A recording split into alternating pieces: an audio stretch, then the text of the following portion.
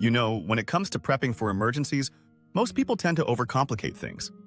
They stockpile everything under the sun. Canned goods, freeze-dried meals, snacks, and even things they'll probably never eat. And while I get it, having variety feels comforting, it's not always practical. In fact, it can be a huge waste of money, space, and effort. But here's the thing. Science has shown that you don't need a pantry bursting at the seams to survive. You really only need 3 foods. That's it. Just 3. And no, it's not what you think. Let me break it down for you. These 3 foods, rice, beans, and fish, are all you need to meet your body's essential nutritional needs. I know, it sounds too simple, right? But trust me, there's a lot of science behind this. These foods aren't just staples in survival situations. They're nutritional powerhouses. Together, they provide everything your body needs to stay healthy, strong, and functioning, even in the toughest of times. Let's start with protein. Protein is absolutely essential for survival. It's the building block of life, responsible for everything from repairing your DNA to keeping your immune system strong. Without it, your body just can't function properly. But here's the catch. Your body can't make all the amino acids it needs on its own. There are 9 essential amino acids that you have to get from food. That's where rice and beans come in. On their own, neither rice nor beans provides all 9 essential amino acids. But when you combine them, boom, you've got a complete protein source. It's like they were made for each other. And then there's carbohydrates. A lot of people like to demonize carbs these days, but let's be real. Your body needs them. Carbs are your primary source of energy, especially in a survival situation where you might be doing a lot of physical work. Rice is an excellent source of carbohydrates. It's cheap, it stores well, and it provides the energy you need to keep going. Plus, white rice, in particular, has an incredibly long shelf life. Unlike brown rice, which contains oils that can go rancid, white rice can last for decades if stored properly.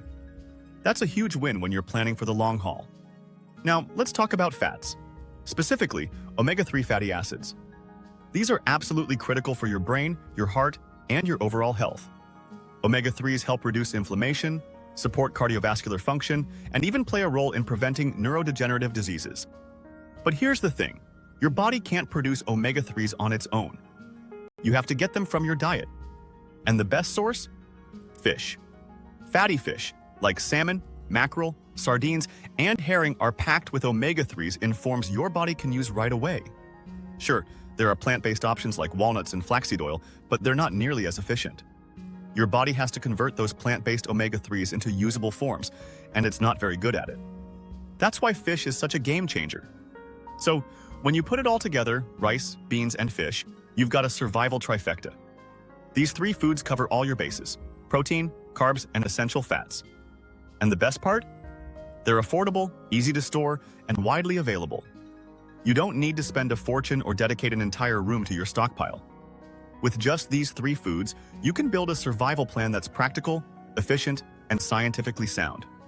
Now, I know what you're thinking. Okay, that sounds great in theory, but how do I actually make it work? Don't worry, I've got you covered. Let's start with rice and beans. The key here is bulk buying.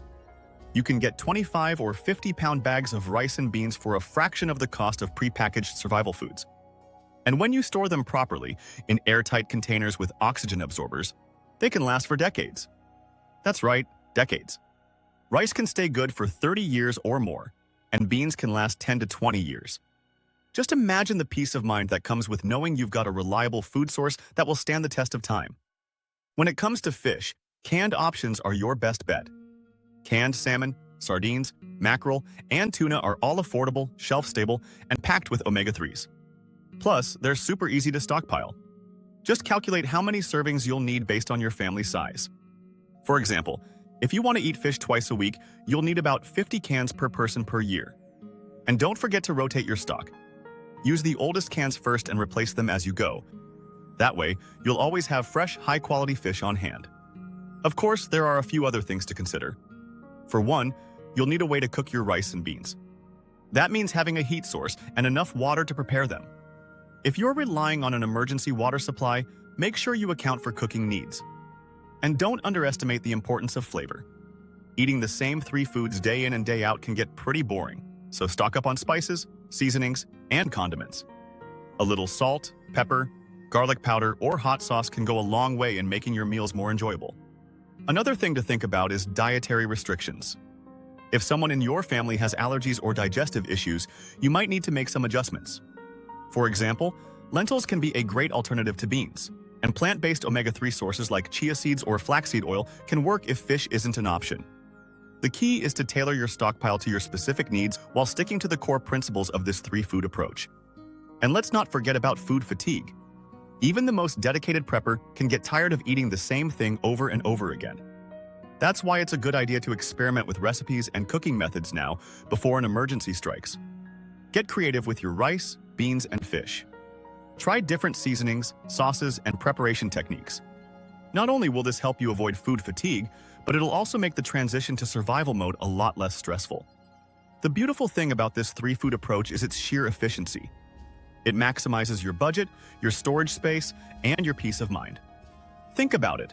Instead of trying to buy and store dozens of different food items, each with its own shelf life and storage requirements, you're focusing on just 3 core components. This makes everything simpler. Calculating how much you need is straightforward. Storing it is manageable. And rotating your stock becomes second nature. You're not just building a random collection of cans and boxes. You're creating a streamlined, intentional system designed for long-term resilience. This system is also incredibly scalable. It doesn't matter if you're an individual planning for a short-term emergency or a family preparing for a long-term, off-grid scenario. The principles remain the same. You just adjust the quantities based on your needs. For a 3-month supply for one person, you might aim for about 50 pounds of rice, 25 pounds of beans, and around 40 cans of fish.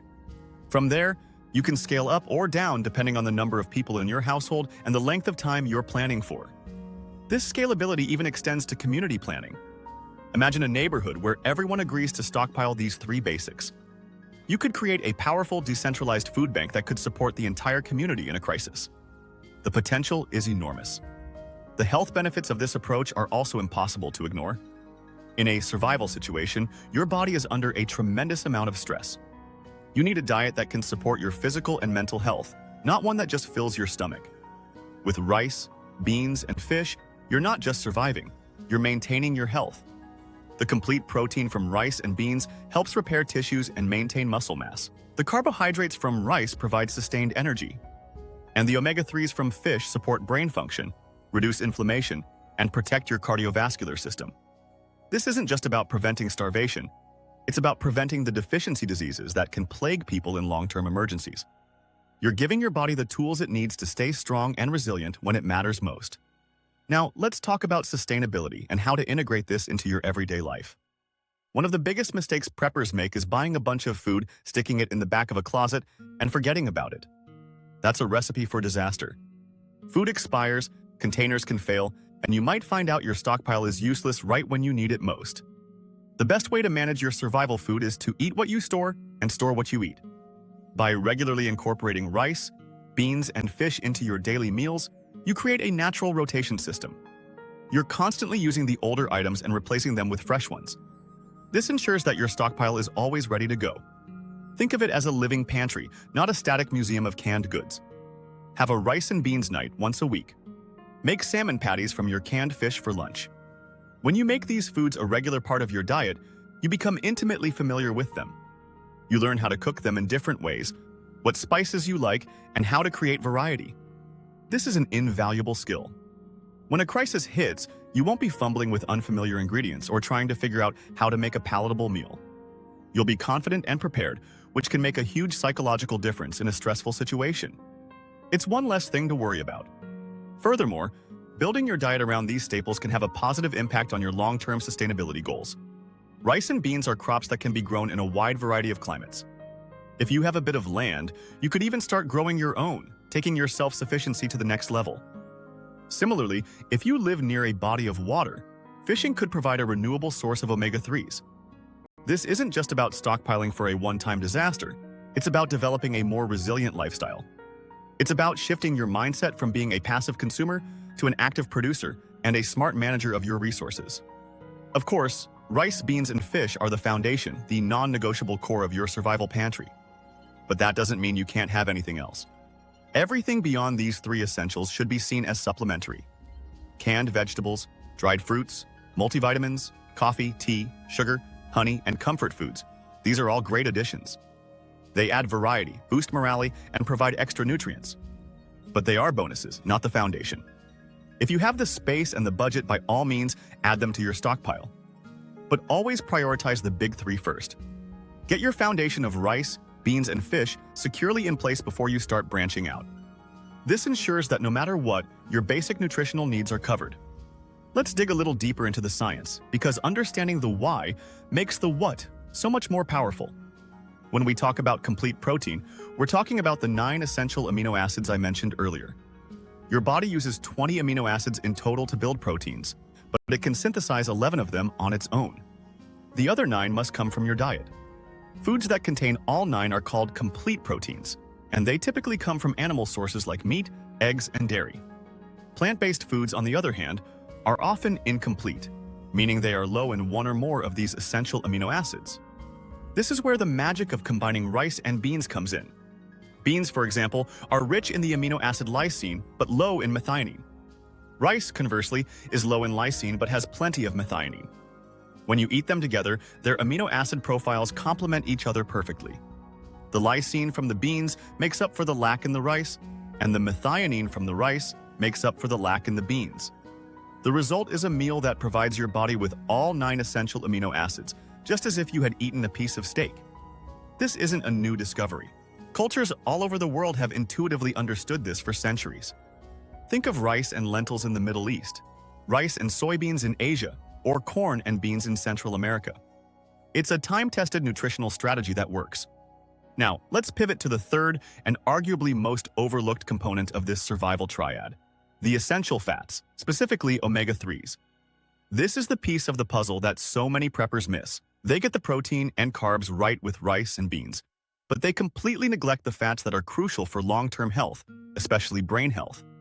Your brain is nearly 60% fat, and a significant portion of that is an omega-3 fatty acid called DHA. Think of DHA as the primary structural component of your brain and the retina of your eye.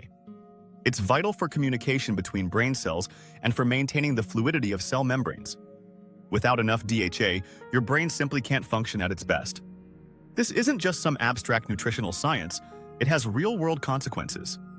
A deficiency in omega-3s can lead to a host of problems, including depression, anxiety, memory loss, and a higher risk of developing neurodegenerative diseases. In a high-stress survival scenario, maintaining your mental clarity, mood, and cognitive function is just as important as maintaining your physical strength.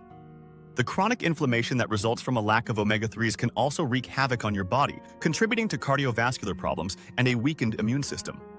You need these fats to keep your mind sharp and your body in fighting shape. This is why fish is non-negotiable in this plan. While you can get a type of omega-3 called ALA from plant sources like flax seeds, chia seeds, and walnuts, it's not the same. Your body has to convert that ALA into the more powerful, usable forms, EPA and DHA, and frankly, the human body is terrible at this conversion. The conversion rate can be as low as 1% to 5%. It's incredibly inefficient. You would have to consume a massive amount of flaxseed oil just to get a tiny bit of the DHA your brain needs. Fish, on the other hand, delivers EPA and DHA directly, no conversion required. It's the most bioavailable source, period. Fatty fish, like salmon, mackerel, sardines, and herring, are loaded with these essential brain-boosting, inflammation-fighting fats. For stockpiling purposes, canned fish is the undisputed champion. It's affordable, it has a shelf life of several years, and it's ready to eat right out of the can, no cooking required. This is a massive advantage in a situation where fuel and water might be scarce. You can find canned salmon, sardines, and mackerel in virtually any grocery store. When you're buying, look for fish packed in water or its own oil rather than soybean or other vegetable oils, which can be high in omega-6 fatty acids and can throw off your body's balance. A good rule of thumb is to aim for 2 servings of fatty fish per person per week. Based on that, you can calculate your stockpile needs. If a can provides 2 servings, you'd need about 52 cans per person for a year's supply. Let's circle back to storage, because doing this right is what separates a prepared person from someone with a basement full of spoiled food. For your rice and beans, bulk bags are the most cost-effective starting point. But you can't just leave them in the paper sacks they came in. Those bags are not airtight, and are vulnerable to pests, moisture, and oxygen, which are the enemies of long-term storage. The gold standard is to repackage them into mylar bags with oxygen absorbers. You place the rice or beans in the mylar bag, drop in an appropriately sized oxygen absorber, squeeze out as much air as you can, and then heat seal the bag shut. The absorber will then remove the remaining oxygen, creating an environment where pests can't survive and oxidation is halted. Once sealed in mylar, you should place these bags inside a sturdy, food-grade 5-gallon bucket. This provides a durable physical barrier against rodents and any potential damage. Label each bucket with the contents and the date you sealed it. Stored this way in a cool, dark, and dry place, white rice can easily last 30 years or more, and beans can last for over 20. It's a bit of work on the front end, but it gives you unparalleled security in your food supply. Now, let's address a very real human element: food fatigue. Nobody wants to eat the exact same meal every single day, no matter how nutritious it is. Your mental state is a critical survival asset, and the simple pleasure of a tasty meal can be a huge morale booster. This is where your supplementary stockpile comes into play. Spices are a must-have. They take up virtually no space, weigh almost nothing, and can completely transform a bland dish. Salt, pepper, garlic powder, onion powder, cumin, chili powder, and dried herbs can create dozens of flavor combinations for your rice and beans. Bouillon cubes or powder can make a simple rice and bean dish into a savory soup. Hot sauce, soy sauce, and vinegar can add that kick of flavor you crave. These small additions make a world of difference. Don't forget about cooking oil too. While your canned fish provides essential fats, having a stable cooking oil like coconut oil or even lard can add richness and flavor to your meals and open up different cooking methods, like frying. Also, think about simple additions like canned tomatoes or tomato powder, which can be used to create a sauce for your base ingredients. By stocking a small but strategic selection of flavor enhancers, you can keep your meals interesting and enjoyable, which is key to maintaining psychological resilience during a long-term crisis. It's about being prepared not just to survive, but to live with a degree of normalcy and comfort. Let's also talk about the practicalities of cooking. Having a 30-year supply of rice and beans is fantastic, but it's utterly useless if you don't have a way to cook it. Your kitchen stove probably won't be an option in a grid-down scenario. You need to have reliable off-grid cooking methods planned out. This could be as simple as a propane camping stove with a good supply of fuel canisters. A backyard barbecue grill, whether propane or charcoal, is another excellent option. For a more sustainable long-term solution, you might consider a solar oven, which uses the power of the sun to cook food, or a wood-burning rocket stove, which is incredibly efficient and can run on small twigs and branches. Whatever method you choose, you need to practice with it. Learn its quirks. Understand how long it takes to boil water or cook a pot of beans. Your emergency plan isn't complete until you've tested it. And speaking of boiling water, your water plan is intrinsically linked to your food plan. Rice and beans both require a significant amount of water to cook. You need to factor this into your overall water storage calculations. The general rule is 1 gallon of water per person per day, but that's primarily for drinking and basic hygiene. For cooking dried goods, you'll need more. A good practice is to have a primary water storage system, like barrels or large containers of potable water, and a secondary system for purifying water from other sources, like a high-quality water filter or purification tablets. Never assume you'll have access to clean running water. Planning for water is just as critical as planning for food. We also need to touch on dietary restrictions and individual health needs because this plan, while scientifically sound, isn't a one-size-fits-all solution. You have to adapt it to your own family. If someone has a fish allergy, for example, then canned fish is obviously out.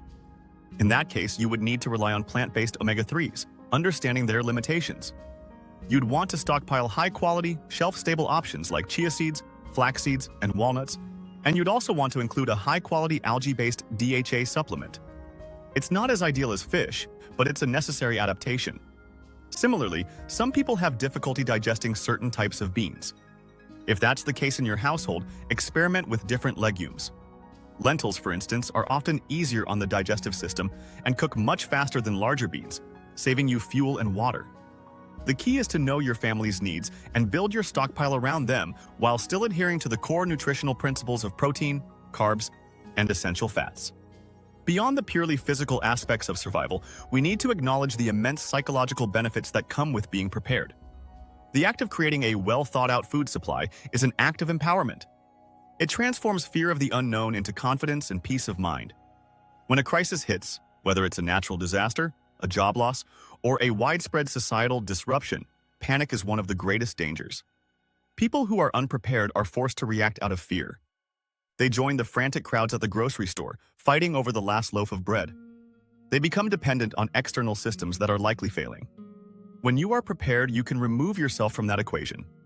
You can stay home, secure with your family, knowing you have the resources to ride out the storm. This calm, rational mindset is a massive advantage. It allows you to make better decisions, to focus on other critical tasks like securing your home or tending to a family member, and to be a source of strength for those around you. The peace of mind that comes from knowing your family will not go hungry is priceless. It's a buffer against the chaos of the world. This isn't about paranoia. It's about practical, responsible planning. It's about taking control of the things you can control in an uncertain world. Incorporating this system into your lifestyle also fosters a deeper connection to your food and a greater appreciation for basic resources. When you start buying food in bulk, repackaging it for long-term storage, and cooking from scratch, you develop a new level of respect for what it takes to sustain yourself. You move away from the fragile, just-in-time convenience of the modern food system and toward a more resilient, anti-fragile mindset. This journey can be incredibly rewarding. It teaches skills that have been lost over generations. It brings families together to work on a common project. It builds a legacy of preparedness that you can pass down to your children. This three-food strategy is the solid foundation upon which all other preparations can be built. It is simple, scientifically sound, and incredibly effective. It's not about having the fanciest freeze-dried meals or the most exotic canned goods. It's about understanding the fundamental needs of the human body and meeting them in the most efficient and sustainable way possible.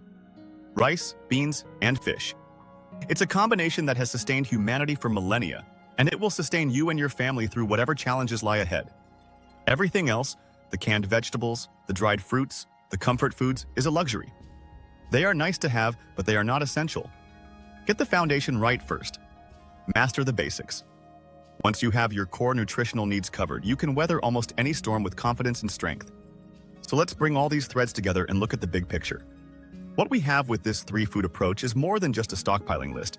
It's a complete system for nutritional security. It's a philosophy of preparedness that prioritizes efficiency, scientific evidence, and practical application over fear and consumerism. It cuts through the noise of the survival industry, which often tries to sell you expensive, complicated solutions you don't really need. This method brings it back to basics, to a proven foundation that you can build upon with confidence. Let's revisit the scalability of this system, because its flexibility is one of its greatest strengths. We've talked about a 3-month supply for one person, 50 pounds of rice, 25 pounds of beans, and about 40 cans of fish. Now, let's say you're a family of 4. You simply multiply those numbers by 4. That's 200 pounds of rice, 100 pounds of beans, and 160 cans of fish. It sounds like a lot, but when properly stored in 5-gallon buckets, it takes up a surprisingly small amount of space. A small closet or a section of your garage is often sufficient. What if you're planning for a longer duration, say a full year? You just scale it up again. The math is simple and the logic is sound. This clarity makes planning much less intimidating. You have a clear target to aim for and you can build towards it incrementally, buying a little extra each time you go to the store. This scalability also extends to different types of scenarios. For a short-term emergency like a hurricane or a blizzard, where you might be without power for a week, a smaller version of this stockpile ensures you can eat well without needing to brave the elements. For a longer-term economic downturn or a grid-down event, a larger supply provides the resilience to endure for months or even years. The core components don't change, only the quantity. This adaptability means you're prepared for a wide spectrum of potential disruptions, not just one specific doomsday scenario. Now, let's think about sustainability in the truest sense of the word. A survival plan isn't truly sustainable if it relies solely on a one-time purchase of supplies that you never touch. The ultimate goal is to create a resilient lifestyle, not just a static food cache. This is where integrating these foods into your daily life becomes so critical. As we've discussed, eating what you store and storing what you eat is the best way to rotate your stock and ensure its freshness. But it does more than that. It builds habits. It builds skills. Every time you cook a pot of beans from scratch or make a meal with canned salmon, you are practicing a survival skill. You're building what experts call muscle memory for self-sufficiency. This practice reduces the psychological barrier between normal life and survival mode. When a crisis occurs, you won't be starting from zero. you'll be falling back on familiar routines and recipes. Your family will already be accustomed to the taste of these meals, which eliminates the added stress of introducing a new diet in an already tense situation. This seamless integration is the hallmark of a truly prepared individual or family. Your pantry becomes a dynamic, living resource that supports you in good times and bad. It can help you save money on groceries in the present while providing a critical safety net for the future. Furthermore, this approach encourages you to think about where your food comes from. As you become more reliant on these staples, you might find yourself exploring ways to produce them yourself. Perhaps you'll start a small garden and try growing your own beans. Maybe you'll learn to fish in a local lake or river. These are the next steps toward true self-reliance. While not everyone has the space or climate to grow rice, the principles of local production and skill development are universal. This journey starts with a simple decision to secure your food supply, but it can lead to a more connected, empowered, and sustainable way of life. Let's be clear, this 3-food foundation is the essential core, but it's not a prison. Life is meant to be enjoyed, and food is a big part of that enjoyment. The goal isn't to live a life of Spartan denial. The goal is to be so secure in your basic needs that you have the freedom to add the extras. Once your foundation of rice, beans, and fish is firmly in place for your desired time frame, you can and should expand. Add canned fruits and vegetables for more vitamins and variety. Stockpile coffee, tea, or chocolate as morale boosters. Keep multivitamins on hand to fill any potential micronutrient gaps. Store honey or sugar for a source of simple energy and sweetness. These supplementary items make life more pleasant, but they are luxuries that should only be added after the essentials are covered. If your budget or space is limited, you must prioritize the core 3. They are what will keep you alive and healthy. Everything else is a bonus.